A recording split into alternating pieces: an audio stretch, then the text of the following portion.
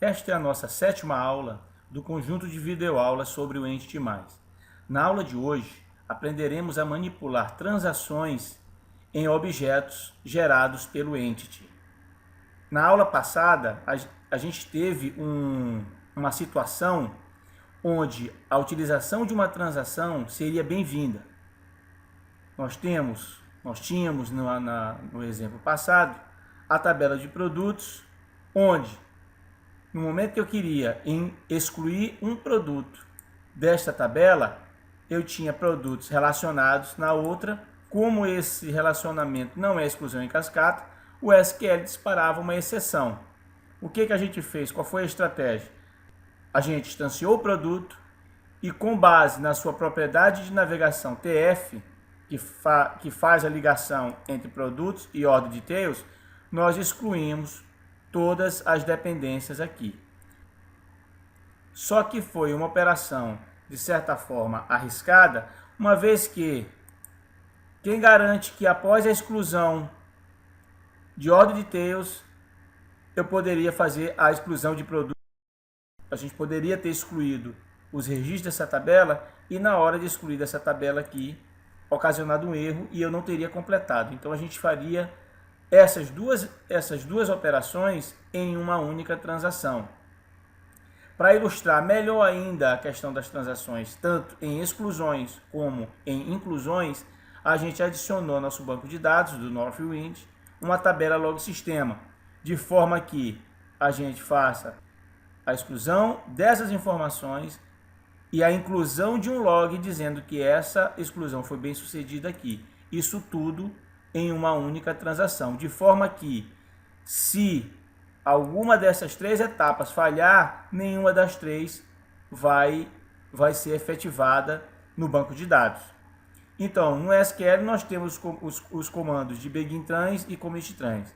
Em se tratando de objetos gerados pelo Entity+, a partir de classes de tabela, tanto sendo classes de registro ou coleções de registro, a gente tem isso tudo internamente feito de forma muito tranquila e muito transparente, que facilita muito a vida do programador.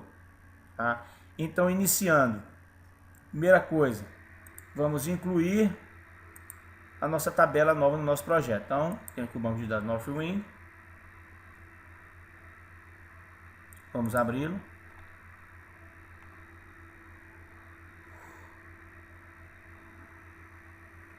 E vamos adicionar a tabela. Então, o recurso para adicionar a tabela está aqui. Log sistema.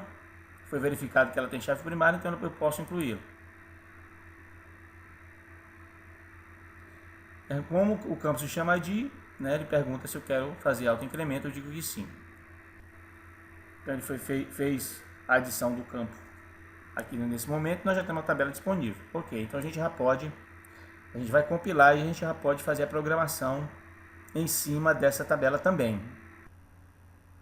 Então vamos adaptar, né? Fizemos a adaptação já, na verdade, do método excluir 4 e vamos fazer a exclusão de forma que instancio produtos, excluo os pedidos para esse produto, depois excluo os produtos propriamente ditos e depois faço o registro na tabela de log de sistema.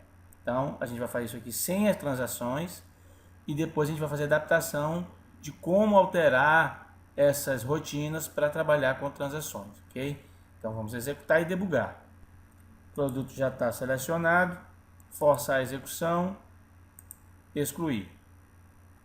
Pegou o produto, verificou se pode excluir, ele vai dizer que não, né? Nossa rotinazinha da aula passada que verifica se pode ou não excluir, dependendo das suas dependências. Forçar, excluir dependências. Passa como parâmetro o próprio produto. Através da propriedade TF, exclui todas as referências desse produto atualmente selecionado em order details. Retorna se houve erro. Não houve erro, ele exclui o produto. Não havendo erro, ele vai inserir na tabela de log que a operação foi realizada. Então ele passa aqui a mensagem. produto Chai excluído, salva, não deu erro, ou seja, nossa operação toda foi executada com sucesso, ok? Só que se em um desses 3 passos ocorresse algum problema, eu ficaria com minha operação comprometida com relação à integridade, ok? Então vamos fazer então a adaptação a como trabalhar com transações. Primeiramente, a gente falou desde o início aqui, a gente sempre tem falado na nossa primeira aula, necessidade de 2 bibliotecas importantes, né? A gente, nesse caso, fez a importação, fez o importe de somente uma, mas nas minhas referências eu tenho todas as duas. Eu tenho minha biblioteca de classes de objetos entity mais, né, de objetos e classes, de tabelas, coleções, etc. Os objetos de manipulação de dados aqui. E aqui eu tenho a minha Data Access Layer, que faz a comunicação com o banco de dados. Se eu vou trabalhar com transações, eu tenho que trabalhar com uma classe aqui chamada dados. Então, a primeira coisa, eu vou ter que fazer o import dessa DLL. A core, né? Ela sempre termina com o nome core, ok? Voltando à nossa rotina. Eu vou instanciar um objeto que vai me fazer o controle da transação.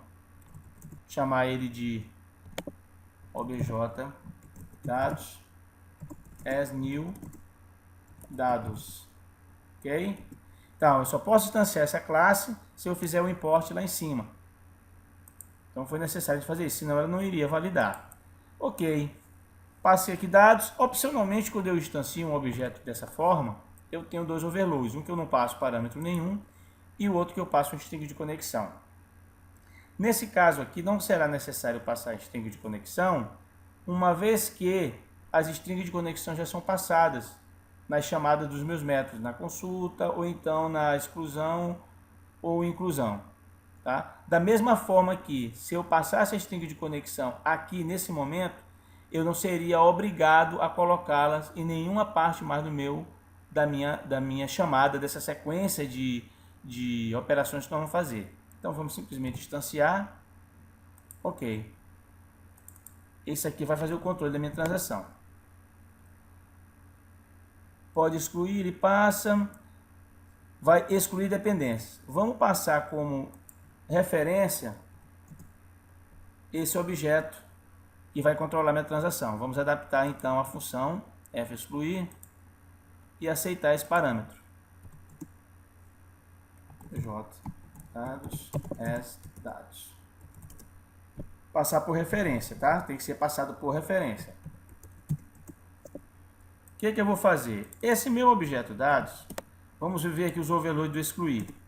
A gente verificou que no excluir eu tenho uma opção onde eu posso fornecer um objeto dados aqui, ele está pedindo, por referência. Então, como é uma operação transacionada, vou fornecer dados aqui. Eu não preciso de string de conexão, porque no momento que eu achei o produto, essa string de conexão já está contida lá, então eu não vou precisar fornecer a string de conexão.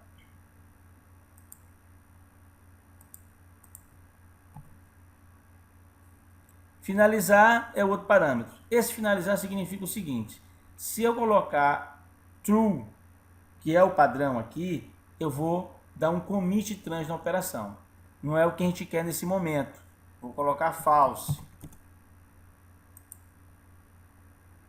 Ele vai fazer as operações, vai voltar lá para a nossa chamada principal. Ok. Então, o objeto dados foi passado aqui e fez o controle da transação da exclusão das dependências, no caso, order details. Vou excluir produto. Então, da mesma forma, eu vou passar ele como parâmetro e vou dizer que a transação não vai ser finalizada, não vai ter commit trans, então false. Ok, conseguiu excluir produtos? Então a mesma coisa aqui. Ao inserir o log, eu inseri naquela tabelinha lá, eu também vou passar o meu objeto de transação. Vamos fazer a alteração lá da rotina. A mesma coisa aqui. PJ dados as dados. By half, né? Tem que ser by half.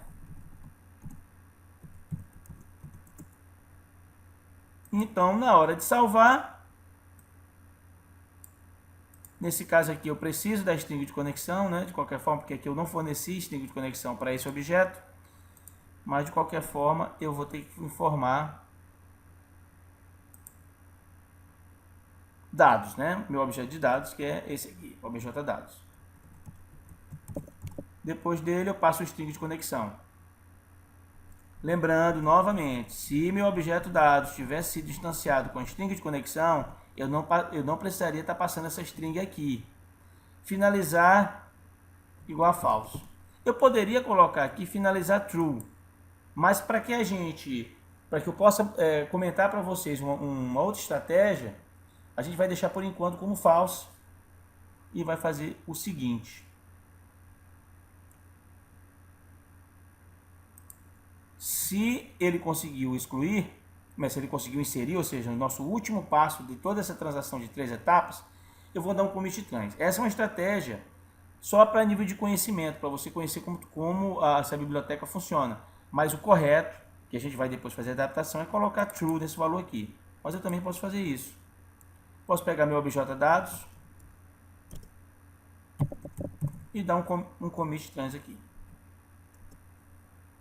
Ok? Evidentemente que a gente vai ter que ver se ocorreu um erro, né? De repente ele não consegue dar um commit por algum motivo. Então a gente verifica também se deu erro. Se não deu erro, retorna true. Então, esse objeto também retorna a descrição do erro na propriedade mensagem, tá, gente?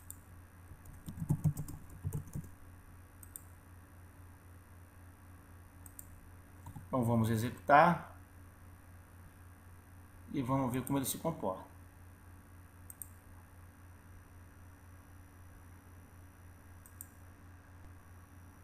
Então vamos selecionar o produto que nós vamos excluir, filo mix, rotina A4, forçar a exclusão.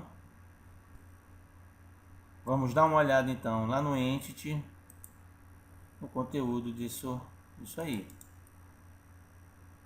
Selecionar fio alguma coisa, né? Então vou dar uma ordem para a gente localizar. Production name. Vamos localizar o produto aqui. Filomix, tá? A gente vai nos itens desse produto. Nós temos aqui eles listados. Eles vão ser excluídos, são 29 registros que eles vão ser excluídos. Depois a gente vai excluir o produto propriamente dito e registrar na tabela de log. Então vamos fazer a simulação. Vamos selecionar o produto a ser excluído.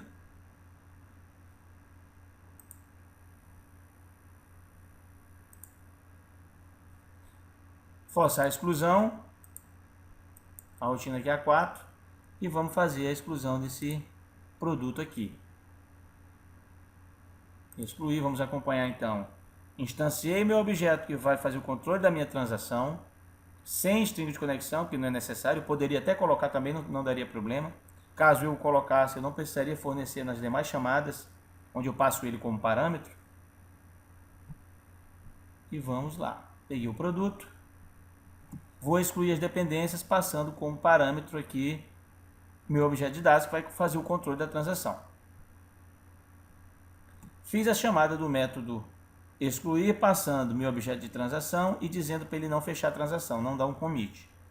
Ele fez com sucesso, não deu erro, retornou. E vai excluir agora o produto propriamente dito, né? Temos o nosso objeto de produto, também passando o parâmetro false, ou seja, não fecha a transação ainda. Não deu erro. Vamos inserir agora o nosso log dizendo que o produto foi excluído, passando como parâmetro novamente by_ref, meu objeto de transação, meu objeto de dados. Ao salvar, eu passo meu objeto de dados, como ele não foi instanciado com string de conexão, eu sou obrigado a passar string de conexão.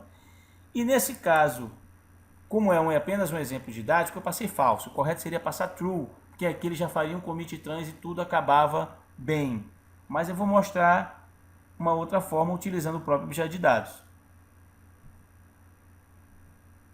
Não deu erro, ó, eu dou o commit trans no próprio objeto de dados.